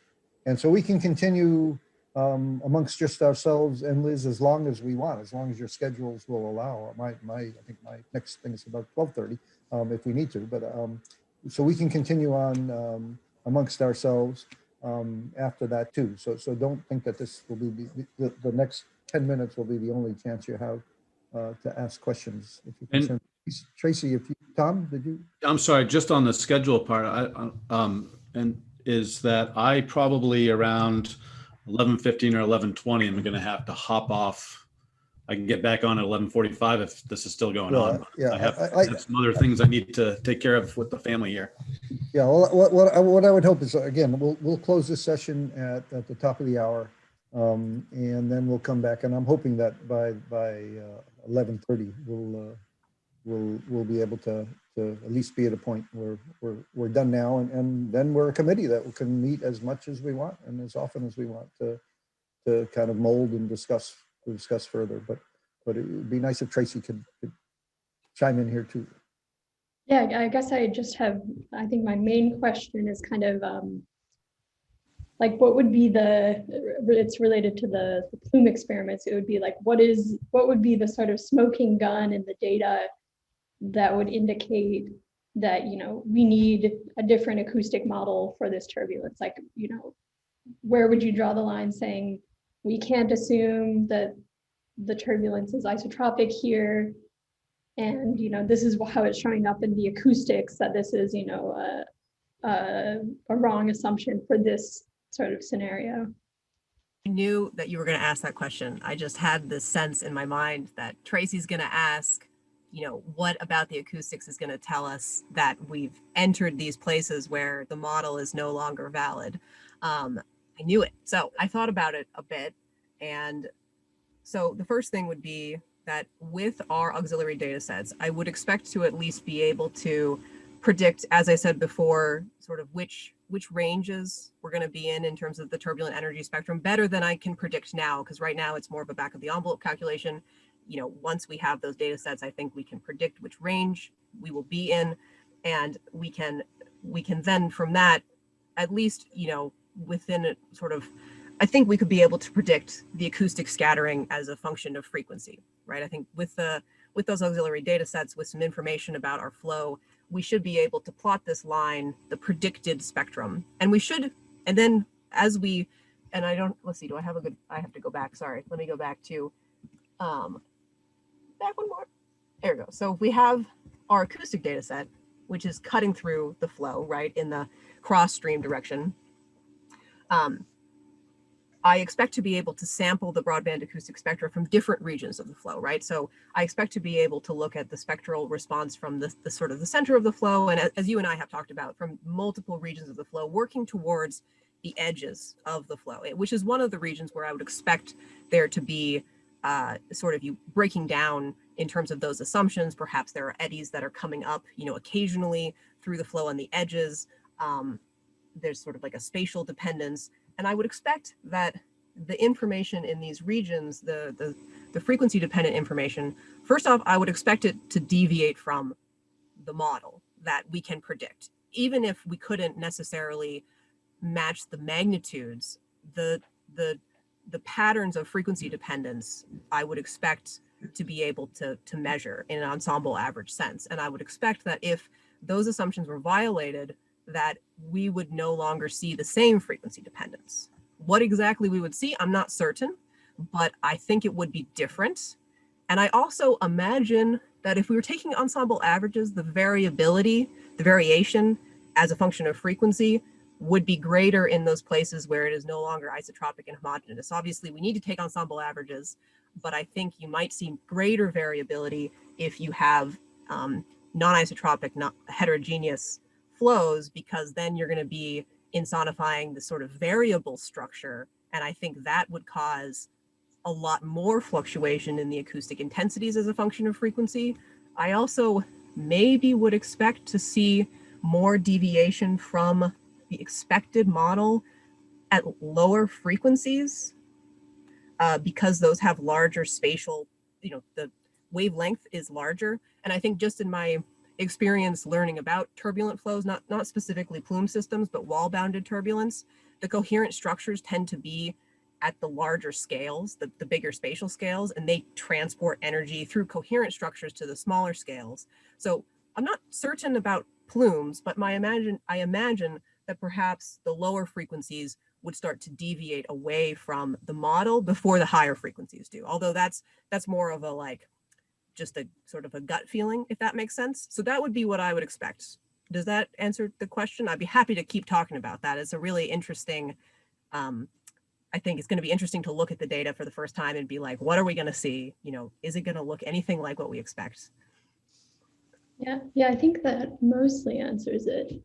Yeah, I was kind of, I guess, getting at like, you know, what would be like the first things your like outputs and results that you would be looking at and sort of assess this. So yeah, and I think the comparison of spectra across this sort of slice, looking at spectras, you know, from sort of the center part of the flow, and also predicting the structure in terms of the production of turbulent kinetic energy as a function of radial distance from the center line. I know the production is offset by like a 1D scale sort of thing, and there's a peak in production and then it drops. I wonder whether or not we'll see variability in the acoustic spectra because of those sort of mean flow properties in plumes. And so I think the comparison of acoustic spectra as a function of radial position in the flow is going to would be my first way to think about it. Also maybe coherence, looking at the coherence of the signal, looking at the edges of the flow versus more in the center, in the sort of core, if that is the right way of sort of saying it. Good, thanks. Yep. Okay, we have about 5-6 more minutes in the public session. Andoni, Christian, Martin. I have plenty of questions, but I mean, I'll just keep going until you guys stop me. Okay, well, I'll stop you at the top of the hour just so we can break to the next. Perfect. Okay, so this experiment, I have lots of questions about this experiment, but I think the fundamental question that I have is that I'm not quite seeing what the difference is between what you're going to measure and what Lou Goodman measured in his lab experiment in 1992, where he used a thermal plume to look at scattering from turbulence. And so what's the fundamental difference, and what is your overarching goal? Is it to test models? Is it to verify what is there something fundamentally different about the plume that you're generating? Is it a different parameter regime? What am I missing? No, I think that's a fair question. I think so the flow itself is a buoyant jet, which at the point where we are measuring should in fact be a plume, just like the Goodman experiment. He just heated the element. We're going to inject fluid, but that initial momentum will be gone by that point that we insonify. And I think the goal of this experiment is in a lot of ways to build on his work, but I think the application of the models to the natural systems is complicated, and it is complicated because of a lot of reasons. It's not just because it's turbulent mixing, but there are other scattering parameters. Like Tom pointed out earlier, we don't really know if the flows are turbulent or not. And I think the broadband data just provides us with this additional facet. And I want to explore that and explore feasibility of applying a variety of models. And I would never, not claiming that I'm reinventing any wheel here, I'm inventing a wheel. I'm working with the same wheel. And I think the idea is to sort of try to come up with something that's feasible for natural systems, because I think, as you said, I'm sort of sitting in the middle of like acoustics over here and oceanography and trying to connect them and use them in the best way possible. And I think when the conversation about a PhD started, it was all about freshwater. Larry is very interested. What about freshwater? Freshwater versus gas, freshwater with gas. Like, how do you break those things apart? And is a hard question because there's so little information about these systems, and where they have been studied, and they have been studied, is mostly with single frequency systems. So the question is, what is it that the broadband systems can like bring to the party in the study of natural systems, and trying to sort of collect from Goodman and Orshinger and Goodman and all of those papers, Guanyu Zhu and Daryl Jackson and Carol Bemis's work on buoyant, the black smokers, sort of bringing all of those components together, but sort of incorporating as well, like sort of shoving in, let's consider this broadband nature and what more can it bring to the study of these systems. So sort of I don't know that I'm reinventing anything that Goodman did. It's more like, I'm going to take this and I'm going to focus it very specifically in the lens of what about when we're out in the field and we don't have a lot of information. All we might have is the acoustics and like a CTD cast. What can we learn about broadband acoustics and the nature of these systems to sort of mash together and create this method that's, can provide us with these answers? Does that? Yes, I mean, I think and this is maybe a conversation to take out of plenary, right? But from what I'm hearing, so what Goodman did was broadband, right? And a lot of the work that I've done with scattering from turbulence in the field is also broadband. And so these lab experiments are, they're not easy. Like you said, all of the background subtraction of the reverberation that you have, setting it all up, getting coincident measurements, getting the repeatability, doing the calibrations, you're going to sink a huge amount of time into it. And I want to make sure that there's a concrete goal that is going to allow you to publish something that hasn't already basically been done, right? I think, if I remember correctly, the nice thing that I like about the way that you've set this up that Goodman didn't do is you're using you're heating water externally and then adding it. Now, what would stop you from making that a saline jet? Mostly the tank itself. So it's a freshwater tank. I would stop you. Just Tom would hurt me, and I believe Diane Foster might hurt me if I put salty water into the Chase engineering tank. I think the overall setup could be applied to a close by body of water where we could pump heated saline water or whatever. The Chase engineering tank, I think, has kind of specific rules about what you can do with it. So that's what's controlling the saline part. Is Tom there all the time? I mean, oh yeah. Yeah. If he's not, I am. So no, the reason I ask is because, that set of experiments that was done, it was a series of 3 JASA papers, right? And so there was a lot published. They looked at the anisotropy, they looked at it broadband, but also as a function of angle. And now the benefit of looking at it as a function of angle is that it's much easier to get broader band measurements from an angular dependence, because you're changing that Bragg wave number, right, by that sine theta factor. And so I understand the motivation for wanting to use a seagoing sonar to do these measurements. But from a scientific perspective, I think you really need to, you would need to persuade me that it's worth spending your time doing this. Okay. Yeah. And I think that's a really good point. And I'd like to sort of dig into that a little bit deeper and come up with, something that is convincing everyone. I feel like I mean, obviously I'm convinced I'm the one giving the presentation, but I would like to convince everyone that, there's worth in doing the experiment, because I am aware, Tom and I spent, most of quarantine sort of thinking about the experiment and doing the fluids sort of background. And I'm like, this is a serious, I was like, we should do an experiment.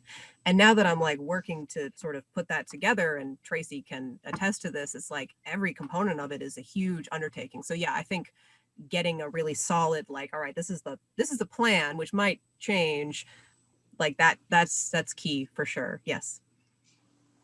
And this is a good point to segue, I think, into closing the public session. A few folks have stayed along with us all this time, which is wonderful. So I think, again, we should thank Liz for a very, very nice presentation, and offer a little of this, or however you do it digitally. And then I'll thank those who've stayed along and all those who joined. You had in the comments, lots of very nice comments. So Esther, we'll close this session.